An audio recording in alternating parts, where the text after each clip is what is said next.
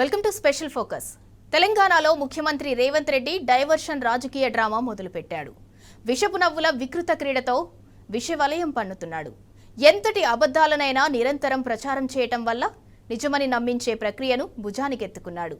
సులభంగా గుర్తించదగిన శత్రువులను సృష్టించి ఆ శత్రువుని బూచీగా చూపించి తెలంగాణ అస్తిత్వాన్ని దెబ్బతీసే కుట్ర చేస్తున్నాడు. ఎంతటి చర్చనైనా పక్కదారి పట్టించేలా క్యారెక్టర్ అసాసినేషన్ అనే స్ట్రాటజీని ఎంచుకున్నాడు.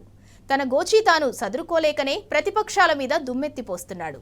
కాంగ్రెస్ మంత్రుల కయ్యానికి చెక్ పెట్టలేక కళ్ళుండి చూడలేని చెవులుండి వినలేని బదిరాంకద పాలన సాగిస్తున్నాడు. మరి 10 ఏళ్లు ప్రశాంతంగా సాగిన పరిపాలన రేవంత్ పాలనలో ఎందుకు ఏడుస్తోంది? ఇది రేవంత్ అసమర్థత కాదా? పాలన చేతగాని భ్రష్టత్వం కాదా?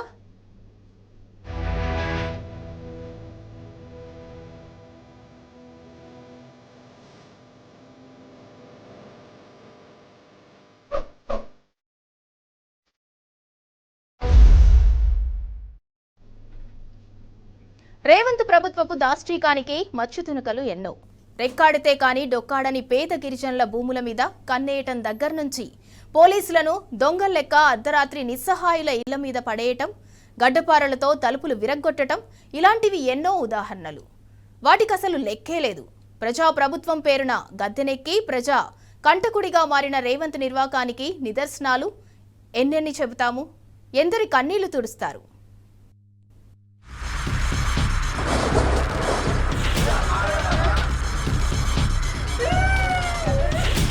కేసీఆర్ ఉన్నప్పుడు సజావుగా సాగిన పరిపాలన రేవంత్ రెడ్డి రాగానే ఎందుకు అస్తవ్యస్తమైంది? ఎందుకు దుర్భరంగా మారింది? ఎందుకంటే పాలకుడనేవాడు ఎలా ఉండాలో, రాజస్థానంలో ఉన్నవాడు ఎలా మసులుకోవాలో తెలిసినవాడు కాబట్టే కేసీఆర్ తెలంగాణను కన్న బిడ్డలా సాకారు. కాని రేవంత్ అలా కాదు కదా. అడ్డీమార్ గుడ్డి దెబ్బన గద్దెనెక్కాడు. అందుకే అతనికి తెలంగాణ సోయి లేదు, పరిపాలన చేయరాదు, చేయలేడు. ప్రెగ్నెంట్ నా వైపు నాకు కరెంట్ బిల్లు ట్యాక్స్ అన్నీ కడుతున్నా సార్. నేను వచ్చి 20 ఇప్పుడు నా భార్య 29 నెలల కడుపు పెట్టుకోండి. నేను ఎక్కడ పోవాలి సార్? నేను ఎక్కడ పోవాలి? నా దగ్గర ఒక్క రూపాయి కూడా లేదు సార్. ఇప్పుడు ఎక్కడ పోవాలి సార్? ఎక్కడ పోవాలి సార్? నా పిల్లల స్కూల్ చిన్న పిల్లగాడు సార్, 2 సంవత్సరాల పిల్లగాడు. ఇప్పుడు ఆమె ప్రెగ్నెంట్ ఉంది సార్. నేను పూలు అమ్ముకొని బతికేటోడు సార్. నేను నాకు ఏడుకలు వచ్చా సార్. మరి దశాబ్దాల క్రితమే జీవనోపాధి కోసం ఉన్న ఊరు వదిలిపెట్టి పట్నం బాట పట్టిన వారు ఎందరో. రక్తాన్ని చెమటగా బార్చి పైసా పైసా కూడబెట్టి ఒంటి మీద బంగారం కుదవబెట్టి ఒక్కో ఇటుక పేర్చి పిచ్చుక గూళ్లు కట్టుకున్నారు బక్కజీవులు ఇంకెందరో. ఇప్పుడు మూర్ఖపు పాలకుడు పంపుతున్న బుల్డోజర్లు వారి కలలను కూల్చేస్తుంటే, వారి జీవితాలను చిదిమేస్తుంటే ఇదిగో ఇలా నిస్సహాయంగా ఏడుస్తున్నారు. ఇలాంటి పేదవారి కన్నీరు సునామీలా మారదా? ఆ వరదలో దుర్మార్గపు కాంగ్రెస్ పాలన అంతం కాదా? కడుపు మండిన పేదలు పెడుతున్న శాపాలు ఇవే. ఎన్ని రోజులన్న వాడు వచ్చి సీఎం ఎన్ని నెలలు అవుతుంది? వాడేందో గాని పథకాలు అనుబంధాల వాడయ్యా, అని బోకిల వాడయ్యా, వాని దింపులుగా గాని దున్న పోతులాగా బలిసి పంది కూర్చున్నాడు, కూర్చొని ఏసులో కూర్చొని చూస్తున్నా మమ్మల్ని. మేము పడే బాధపడి చూస్తుండా. ఏదో చేస్తాడు కదా కేసీఆర్ అన్న. చేసిండన్నా, చేసిండు. చేయలేదు అన్నట్లే, తినలేదని చెప్పొద్దు. వీడు కూడా ఇంకా చేస్తాడేమో అనుకున్నాను. బాము మా ఇళ్ళకి ఎసరు పెడతాడు అనుకోలే మేము. ఇంత చేస్తాడని మేము అనుకోలే. అంటే మేము ఓటేకపోదు, మమ్మల్ని భ్రమలో ఉంచిండు. సీఎం చెప్పాలంటే ఏం చెప్తావు? సీఎం అన్నా చాలా అన్న, ఇక నీ పరిపాలన చాలు, మీరు దిగిపో. ఇక మాకొద్దు, మేము ఎన్నుకున్నాం మిమ్మల్ని. నిన్ను నువ్వు నా ఇంటికి వచ్చి ఓటేయమంటే నీకు ఓటేసిన. నేను గెలిపించినందుకు బాగా చేస్తున్నావు అన్న. వద్దన్న ఇక వద్దు, నా ఊసరి తలిగి నువ్వు పోతావు అన్న. ఇక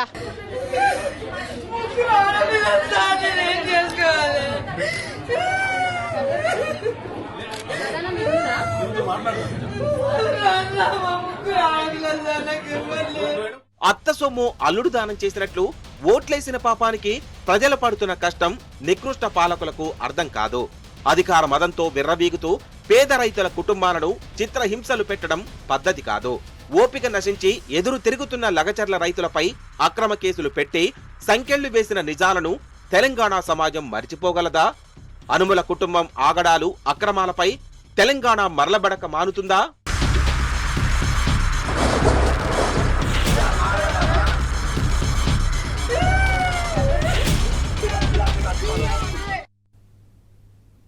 ఒక్క మాటలో చెప్పాలంటే కాంగ్రెస్ పాలనలో తెలంగాణ పరిస్థితి కుక్కలు చింపిన విస్తరాకులా తయారైంది. 10 ఏళ్ల బీఆర్ఎస్ హయాంలో అభివృద్ధిలో దూసుకుపోయిన తెలంగాణ 2 ఏళ్ల కాంగ్రెస్ పాలనలో ఆగమవుతోంది. కేసీఆర్ పాలనలో ఆకాశమంత ఎత్తులో నిలిచిన రాష్ట్రం రేవంత్ పాలనలో అధఃపాతాళానికి పడిపోయింది. అభివృద్ధి లేదు, సంక్షేమం జాడలేదు, సీఎంకు విజన్ లేదు, మంత్రుల మధ్య కోఆర్డినేషన్ లేదు, అధికారులు శాఖల మధ్య సఖ్యత లేదు. మొత్తంగా గుంపు మేస్త్రికి పాలించడం చేత కావటం లేదు.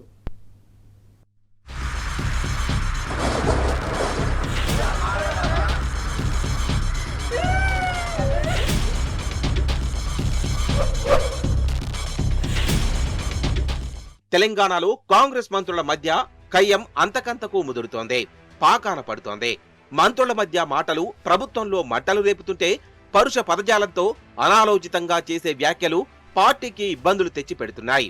మొన్నీ మధ్య మంత్రి పొన్నం ప్రభాకర్ తన సహచర మంత్రి అడ్లూరి లక్ష్మణ్ ను ఉద్దేశించి చేసిన వ్యాఖ్యలు దుమారం రేపాయి. ఒక కార్యక్రమంలో పాల్గొన్న పొన్నం మరో మంత్రి వివేక్ సమక్షంలో అడ్లూరిని ఉద్దేశించిన అన్న మాటల యుద్ధానికి తెరలేపింది. కార్యక్రమానికి ఆలస్యంగా వచ్చిన తనను పొన్నం ఒక జంతువుతో పోల్చి అమర్యాదగా మాట్లాడారని మంత్రి అడ్లూరి పొన్నం తీరుపై మండిపడ్డారు. అయితే తాను అడ్లూరిని ఏమీ అనలేదని, ఢిల్లీ పర్యటనకు టికెట్ బుక్ చేయని తన సిబ్బందిని ప్రస్తావిస్తూ ఆ పదం వాడానని పొన్నం వివరణ ఇచ్చారు. కానీ ఇది అంతటితో ఆగలేదు. మరో మంత్రి వివేక్ కూడా తన పక్కన కూర్చోవడానికి ఇష్టపడడం లేదని, అందుకు కారణం తన సామాజిక వర్గమే అని అడ్లూరి హాట్ కామెంట్ చేశారు. అదే సమయంలో ఒక జంతువుతో పోల్చి తిట్టడం మాత్రం అనైతికమని పొన్నం వ్యాఖ్యలను నెటిజన్లు తప్పుపట్టారు. మంత్రి పొన్నం చేసిన తొందరపాటు వ్యాఖ్యలు ఇప్పుడు సామాజిక వర్గాల మధ్య వివాదంగా మారాయి.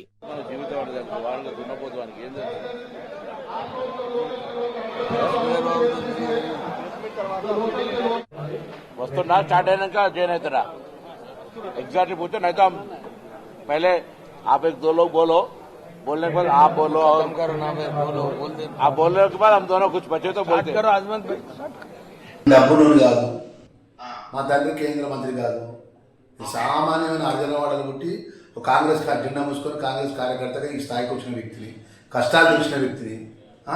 ఇప్పుడు మన పొన్న ప్రభాకర్ లెక్క ఉద్రేకపూర్వకంగా మాట్లాడే శక్తివంతుని కాదు, నేను చాలా చిన్న స్థాయి వ్యక్తిని. నేను ఇక వాళ్ళు ఆ విధంగా నన్ను మాట్లాడతారని నేను కళలో కూడా ఊహించలే. అంటే ఏం లేదన్నా, నేను వాళ్ళ సమకాలికంగా డాక్టర్ వివేక్ పక్కన కూర్చోవడం నాకు ఇష్టం ఏమిట్లేదన్నా. రేపటి వరకు కూడా ఆయన మార్పు రాకుండా, ఆయన నేను అనలేదు, నేను పలానా ఆయన పక్కన అన్నా అంటే రేపటి నుంచి జరిగిపోయే పరిణామాలకు ఆయనే బాధ్యుడు. నేను దీని విషయంలో కూడా మా మల్లికార్జున ఖార్గే గారికి నేను ఆ సామాజిక వర్గంకి వెళ్ళి పుట్టి ఆ సామాజిక వర్గం ద్వారా మనం మంత్రి అవడం గిట్ట మేము చేసినటువంటి పొరపాట, మేము చేసినటువంటి మా దురదృష్టమా, మన ఈ విధమైన అవమానాలు భరించాల్సి వస్తుందన్న విషయం మల్లికార్జున ఖార్గే గారికి, మీనాక్షి మేడం గారికి కూడా నేను ఉత్తరం పంపించిన. ఖార్గే గారికి కూడా తీసుకొస్తా, రాహుల్ గాంధీ గారిని కలుస్తా. అంతెందుకు, అప్పట్లో ఓసారి ఉత్తమ్ కుమార్ రెడ్డిపై మరో మంత్రి కోమటిరెడ్డి అంతెత్తున లేచాడు. నాగార్జున సాగర్ పర్యటన కోసం ఉత్తమ్, కోమటిరెడ్డి మరో ఇద్దరు హెలికాప్టర్లో వెళ్లాలి. అయితే ఉదయం 9 గంటలకు వెళ్లాల్సిందే. కానీ ఉత్తమ్ కుమార్ రెడ్డి గంట ఆలస్యంగా రావడంతో ఆగ్రహించిన కోమటిరెడ్డి బేగంపేట ఎయిర్పోర్ట్ నుంచి వెళ్లిపోయారు. ఇతర మంత్రులు ఫోన్ చేసినా కోమటిరెడ్డి వారి కాలుకు ప్రతిస్పందించలేదు. ఇది ఇద్దరి మధ్య బహిరంగ వాగ్వాదానికి దారితీసింది. ఈ క్రమంలోనే ఉత్తమ్ చేసిన వ్యాఖ్యలు కాంట్రవర్షియల్ అయ్యాయి.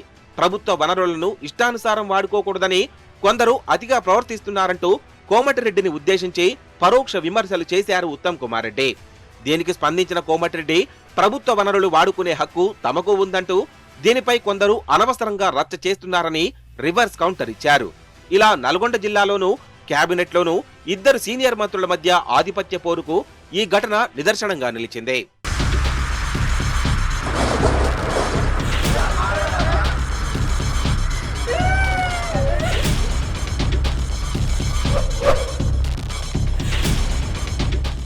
గతంలో ఓసారి అనుచిత వ్యాఖ్యల వివాదంలో కొండా సురేఖ అడ్డంగా ఇరుక్కున్నారు. రాజకీయ విమర్శల్లో భాగంగా బీఆర్ఎస్ ముఖ్య నేతను ఉద్దేశిస్తూ మంత్రి కొండా సురేఖ చేసిన వ్యాఖ్యలు తీవ్ర దుమారం రేపాయి. సినీ నటుడు నాగార్జున, నటి సమంతపై కొండా సురేఖ అనుచిత వ్యాఖ్యలు చేయడంతో గులాబీ దళం తీవ్రంగా ప్రతిస్పందించింది. ఈ వ్యాఖ్యలపై సినీ పరిశ్రమ కూడా తీవ్ర స్థాయిలో రియాక్ట్ అయింది. కొండా సురేఖ వ్యాఖ్యలను తప్పుబడుతూ సోషల్ మీడియాలో పోస్టులు పెట్టారు. తరువాత తన వ్యాఖ్యలను సురేఖ ఉపసంహరించుకోవాల్సి వచ్చింది. ఈ వివాదం తొందరపాటు వ్యాఖ్యల ఫలితమేనని నెటిజన్లు దుమ్మెత్తిపోశారు. ఎవరి దాకో ఎందుకు, మంత్రుల మధ్య వివాదాస్పద వ్యాఖ్యలు ఇలా ఉంటే రేవంత్ చేసిన వ్యాఖ్యలను సుప్రీంకోర్టు తీవ్రంగా పరిగణించింది. అసెంబ్లీ సమావేశాల్లో మాట్లాడిన సీఎం రేవంత్ రెడ్డి ప్రతిపక్ష ఎమ్మెల్యేలు తమ పార్టీలో చేరిన ఉప ఎన్నికలు రావన్నారు. అయితే కాంగ్రెస్ లో చేరిన బీఆర్ఎస్ ఫిరాయింపు ఎమ్మెల్యేలు కేసు విచారిస్తున్న సుప్రీంకోర్టు ఈ వ్యాఖ్యలను తీవ్రంగా తప్పుపట్టింది. ఈ వ్యాఖ్యలు రాజ్యాంగంలోని 10వ షెడ్యూల్ను అపహాస్యం చేస్తున్నాయని వ్యాఖ్యానించింది. రాజ్యాంగబద్ధమైన పదవిలో ఉన్న వ్యక్తి అలా ఎలా మాట్లాడతారని సూటిగా ప్రశ్నించింది. రాజ్యాంగ స్ఫూర్తికి విరుద్ధంగా సీఎం వ్యాఖ్యలు చేయకూడదని హితవు పలికింది. సుప్రీంకోర్టు స్పందనతో రేవంత్ తన వ్యాఖ్యలను ఉపసంహరించుకోవాల్సి వచ్చింది. రాజ్యాంగ పదవుల్లో ఉన్న నాయకులు మాట్లాడేటప్పుడు జాగ్రత్తగా రాజ్యాంగ స్ఫూర్తిని దెబ్బతీసేలా మాట్లాడకూడదన్న అంశం ఈ వివాదాస్పద వ్యాఖ్యల ద్వారా తేట తెల్లమైనట్టయింది.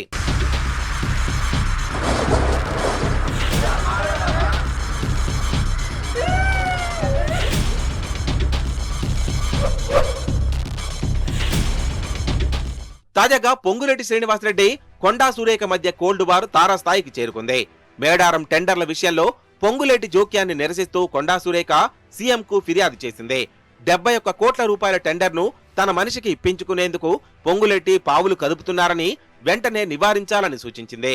తన శాఖకు సంబంధించిన విషయంలో పొంగులేటి జోక్యం ఏంటని కొండా సురేఖ ఎండగట్టింది. విమర్శలు, సూచనలు, అభిప్రాయాలు ఏవైనా తొందరపాటుతనంతో చేస్తే అది పార్టీకి, ప్రభుత్వానికి ఇబ్బందులు కలగనిస్తాయనడానిపై ఇవే ఉదంతాలు. ఇది పాలనపై తీవ్ర ప్రభావం చూపెడుతుందని చెప్పడానికి సంకేతాలు.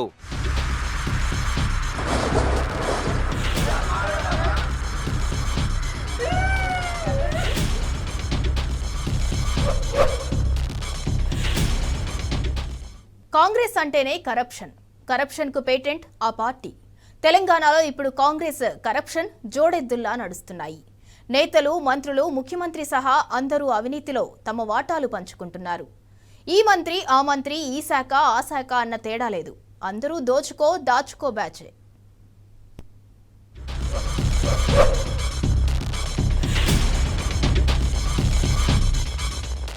కాంగ్రెస్ ప్రభుత్వంలో మంత్రుల మధ్య 3 ముక్కలాట నడుస్తోంది. ఎన్నికల్లో ప్రజలకు ఇచ్చిన గ్యారంటీలు, వాగ్దానాల అమలుపై సమన్వయంతో కలిసి పనిచేయకుండా వాటాల పంచాయతీలతో ప్రభుత్వం రచ్చకెక్కుతోంది. కేబినెట్ లో మంత్రుల మధ్య సమన్వయం లేదు, శాఖాధిపతుల మధ్య కోఆర్డినేషన్ లేదు. కేవలం అవినీతి వాటాలు పంచుకునేందుకు వాటాల్లో తేడాలపై పంచాయతీలతో మునిగి తేలుతూ ప్రజల పంచాయతీ పట్టించుకోవడం మానేశారు. అంతెందుకు, చివరకు సచివాలయం కూడా అవినీతికి అడ్డాగా మారుతోంది. మంత్రుల పేషీల దందాలకు, సెటిల్మెంట్స్ కు కేంద్రాలుగా మారాయి. ప్రజలను కలుసుకుని వారి సమస్యలను పరిష్కరించడానికంటే కూడా సహచర మంత్రుల శాఖలో టెండర్లలో తమ వాటా ఎంత అని తేల్చుకునేందుకు అమాత్యులు ఆరాటపడుతున్నారు. అందులో ఈ సమ్మర్లో అధ్యక్ష సడన్ గా వాటర్ టేబుల్ పడిపోవడం వల్ల యాదాద్రి, నల్గొండ జిల్లాల చౌటుప్పల్, నారాయణపూర్ మండలంలో కలెక్టర్ గారితో మాట్లాడుతూ విపరీతంగా డౌన్ అయిపోయి సడన్ గా రైతులతో పాటు ఎలాగో పంటలు ఎండిపోతున్న రైతులు ఇబ్బంది పడుతున్నారు. కానీ తాగేటందుకు కూడా నీళ్ళ ప్రాబ్లం. దాంతో మరి కొంత వ్యవసాయ రంగానికి నీళ్లు ఇబ్బందికరంగా, తాగునీటి కూడా ఇబ్బందికరంగా మారే పరిస్థితి తెలంగాణలో వచ్చింది అధ్యక్ష. కొంత అవుట్స్కట్స్ లో, రంగారెడ్డి జిల్లాకు సంబంధించి కొంత అవుట్స్కట్స్ లో కొంత ఇబ్బంది ఉన్నది. గ్రౌండ్ వాటర్ పడిపోవడం వల్ల వాటిని కూడా ఎట్లా ఓవర్కమ్ కావాలని చేస్తున్నాం. ట్యాంకర్స్ వేస్తున్నాం. Any specific allegation or any issue return లో ఇస్తే తప్పకుండా దాని మీద మేము ఎంక్వైరీ చేసి చర్య తీసుకుంటాం. వాటర్ సప్లై కాని ఏరియాలు ఉంటాయి కూడా. అధ్యక్ష, రైస్ మిల్స్ మాకు ఎక్కువ ఉన్నాయి కాబట్టి కరెంటు ప్రాబ్లం పొద్దుగులు వస్తుంది. తమ ద్వారా మన డిప్యూటీ సీఎం గారికి, హెల్త్ మినిస్టర్ గారికి కరెంటు పోకుండా కరెంటుకి సంబంధించిన అధికారులకి తెలియజేసి ఎక్కడ ఎలాంటి ఇబ్బంది లేకుండా చూడవలసిందిగా కోరుతూ, 2 ఏళ్ల కాంగ్రెస్ ప్రభుత్వంలో మంత్రుల మధ్య విభేదాలు తారాస్థాయికి చేరుకుంటున్నాయి. అవినీతిలో కూరుకుపోయిన ప్రభుత్వంలో వాటాల పంచాయతీ శృతి మించుతోంది. కాంగ్రెస్ ప్రజలకు ఇచ్చిన హామీలను గాలికి వదిలేసి అవినీతి ఆదాయంలో వాటాలపై ఫోకస్ పెట్టడమే ఇందుకు కారణం. రాష్ట్రంలో అనేక సమస్యలతో ప్రజలు ఇబ్బందులు పడుతుంటే అవేమీ పట్టించుకోకుండా ఏ మంత్రి శాఖలో ఏం జరుగుతోంది, అందులో తమ వాటా ఎంత అని లెక్కలు తీసే పనిలో అమాత్యులు బిజీగా ఉంటున్నారు. ఇంకా చెప్పుకోవాలంటే కాంగ్రెస్ అధికారంలోకి వచ్చిన 2 ఏళ్లలోనే రాష్ట్ర ఆదాయం పెరగలేదు, ప్రజల ఆదాయము పెరగడం లేదు, జీడీపీ అంతకన్నా లేదు, జీఎస్డీపీ మాట ఎత్తే పరిస్థితి లేదు. కానీ రాష్ట్రంలో మంత్రుల ఆదాయం మాత్రం విపరీతంగా పెరిగింది. వారి అనుచరుల ఆస్తులు అంతకంతకు పెరిగాయి. సకల శాఖలు అవినీతి కంపులో మునిగిపోయాయి. ప్రజలకు ఇచ్చిన హామీలు అమలు చేసేందుకు మంత్రుల మధ్య సమన్వయం ఉండడం లేదు. కానీ అవినీతి సొమ్ములను పంచుకోవడంలో మాత్రం సమన్వయంతో కలిసి పనిచేస్తున్నారు.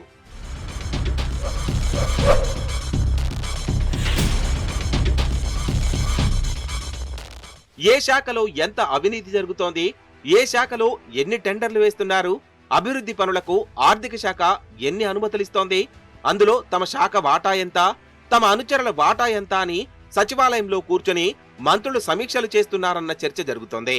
తమ శాఖ వాటా తమ వాటా రాకపోతే ఏకంగా మంత్రులు, ముఖ్యమంత్రి సహా రాష్ట్ర ఏఐసిసి ఇన్ఛార్జ్ హైకమాండ్ కు ఫిర్యాదులు చేస్తున్నారు. హామీలు ఎలా అమలు చేయాలి, ప్రజలకు మెరుగైన పాలన ఎలా అందించాలి అని హైకమాండ్ నుంచి సూచనలు తీసుకుంటున్నారో లేదో కానీ అవినీతిలో వాటాలు రాకపోతే మాత్రం ఫిర్యాదు చేస్తున్నారు.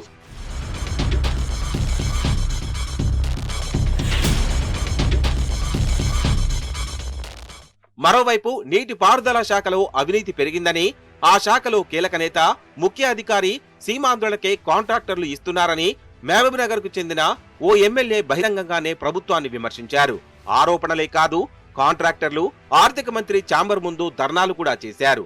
ఇలా సకల శాఖలు అవినీతిలో కూరుకుపోయాయి. మంత్రులందరూ ఇందులో భాగస్వామిగా ఉన్నారు. ప్రభుత్వాన్ని నడిపించడం జట్టుగా ఉంటారో ఉండరో గాని వాటాలు పంచుకోవడంలో సమిష్టిగా ఉంటారన్న చర్చ నడుస్తోంది. ఊర్లో సీసీ రోడ్ల నుంచి వేల కోట్ల ప్రాజెక్టుల వరకు, సీఎం నుంచి మంత్రుల వరకు అందరూ ఎవరి వాటాలు వాళ్లు పంచుకుంటున్నారు. పంపకాల్లో తేడా రానంత వరకు దోపిడీ సాఫీగా గుట్టుగా జరుగుతోంది. మంత్రులే ఇలా ఉంటే నియోజకవర్గాల్లో ఎమ్మెల్యేల గురించి చెప్పనక్కర్లేదు. మంత్రులు పెద్ద ఎత్తున వాటాలు పంచుకుంటే కాంగ్రెస్ ఎమ్మెల్యేలు ప్రజలను పీడించుకు తింటున్నారన్న చర్చ జరుగుతోంది. ఇందిరమ్మ ఇళ్ల స్కీంలో లంచాల పేరుతో పీల్చుకు తింటున్నారు. ఆవు చేలో వేస్తే దుడ్డే గట్టున మేస్తుందా? అలా అనుకోవటం అమాయకత్వమే. కాంగ్రెస్ అంటేనే దేశంలో ఏక్ నెంబర్ అవినీతి పార్టీ. 79 ఏళ్ల ఇండిపెండెంట్ ఇండియాలో కాంగ్రెస్ చేసినంత అవినీతి అంతా ఇంతా కాదు. అవినీతి లేని కాంగ్రెస్ నేత లేడంటేనే ఏ స్థాయిలో హస్తం పార్టీకి అవినీతికి పాల్పడిందో అర్థం చేసుకోవచ్చు. చివరికి తన ఆస్తులను జాతీయం చేసిన నెహ్రూ కుటుంబం నుంచి వచ్చిన అందరికీ అవినీతి మరకలంటుకున్నది నిజం కాదా?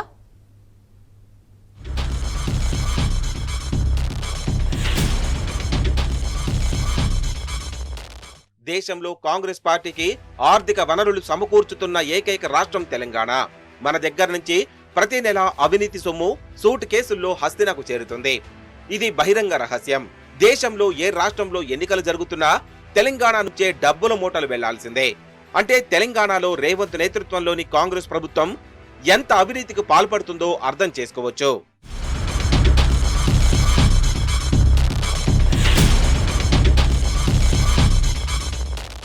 ఆ మాటకొస్తే కాంగ్రెస్ పార్టీకి గాంధీ వారసత్వం ఎంత ముఖ్యమో కరప్షన్ కూడా అంతే ముఖ్యం. కాంగ్రెస్ పార్టీలో నేతలకు ఫ్రీడమే కాదు, దోచుకోవడం, దాచుకోవడం, అవినీతి సొమ్మును పంచుకోవడంలో కూడా స్వేచ్ఛ ఉంటుంది. దోపిడీ సొమ్ము పంపకాల్లో తేడాలు వచ్చినప్పుడు ముఖ్యమంత్రి నుంచి మంత్రుల వరకు అందరూ బయటకు వస్తారు.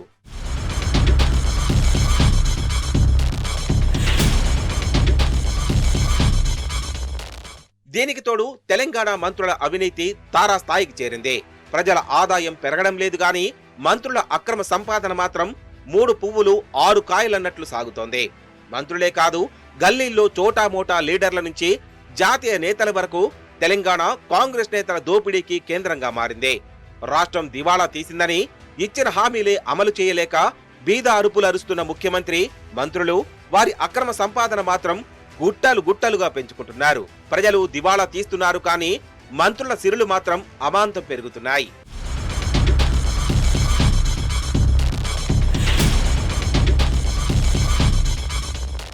అధికారంలోకి వచ్చిన 2 ఏళ్లలోనే కాంగ్రెస్ మంత్రులు కోట్లకు పడగెత్తుతున్నారు.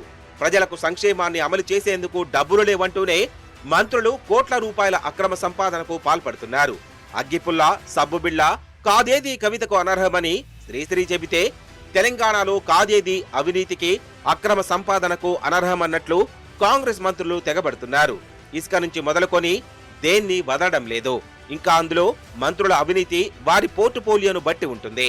ఆర్థిక మంత్రిది ఒక రేటు, విద్య, వైద్య, భద్రత, రెవెన్యూ, విద్యుత్, ఫారెస్ట్, సోషల్ వెల్ఫేర్ డిపార్ట్మెంట్ ఇలా స్థాయిని బట్టి, పార్టీ ప్రభుత్వంలో పలుకుబడిని బట్టి మంత్రులు అవినీతి స్థాయి ఆధారపడుతుంది.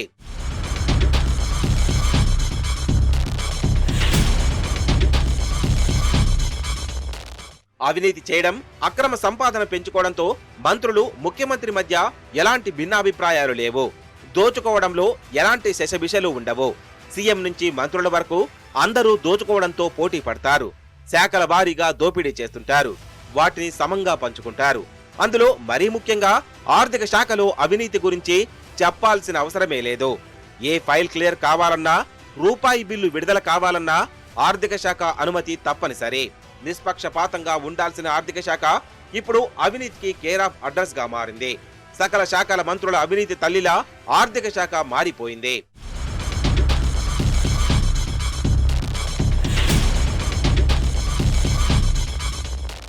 అందుకే కేబినెట్ మంత్రుల మధ్య అవినీతి సొమ్ము పంపకాల్లో చిచ్చు పెడుతున్నాయి. ఏ శాఖలో టెండర్లు జరిగినా అన్ని శాఖల నుంచి ఏదో ఒక అనుమతి తప్పనిసరి కావాలి. అయితే ఆ అనుమతుల విషయంలో ఆయా శాఖ మంత్రుల వాటా పర్సంటేజ్ అనేది ఉంటుంది. సదరు మంత్రికి ఆ పర్సంటేజ్ వాటా అందితేనే మంత్రిత్వ శాఖ నుంచి ఫైల్ క్లియరెన్స్ లభిస్తుంది. ఇది బహిరంగ రహస్యం. కాంగ్రెస్ లో ఉన్న ఒక సాంప్రదాయం. అందుకే కాంగ్రెస్ లో రాజకీయ స్వేచ్ఛ ఎంత ఉంటుందో దోపిడీకి స్వేచ్ఛ అంతకు నాలుగింతలుంటుంది. ఇది open secret.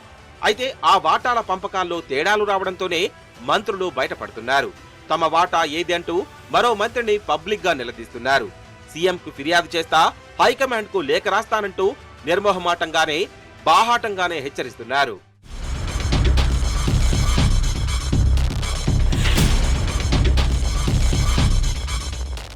Ponguleti, Konda Surekha issue కూడా అదే.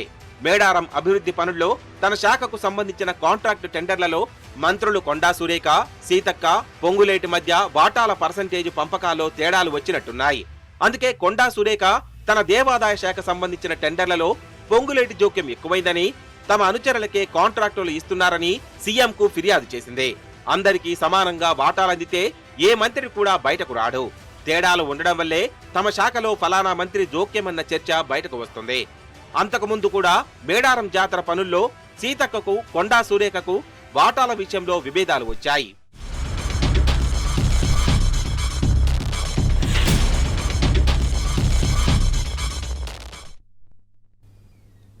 కాంగ్రెస్ ప్రభుత్వంలో ప్రజా సంక్షేమం మచ్చుకైనా కనిపించదు. అభివృద్ధి జాడే ఉండదు. కానీ అవినీతి ఉంటుంది, దోపిడీ ఉంటుంది. దోచుకున్న దానికి పంపకాలుంటాయి, అంతకు మించి వాటాలుంటాయి. వాటిలో తేడాలొస్తే ఓపెన్ గానే నిలదీస్తారు. అంతే. కాంగ్రెస్ అంటేనే అంత. దాన్నెవరూ మార్చలేరు. మార్చటానికి సాహసించరు. ఇది వాల్టి స్పెషల్ ఫోకస్. Stay tune.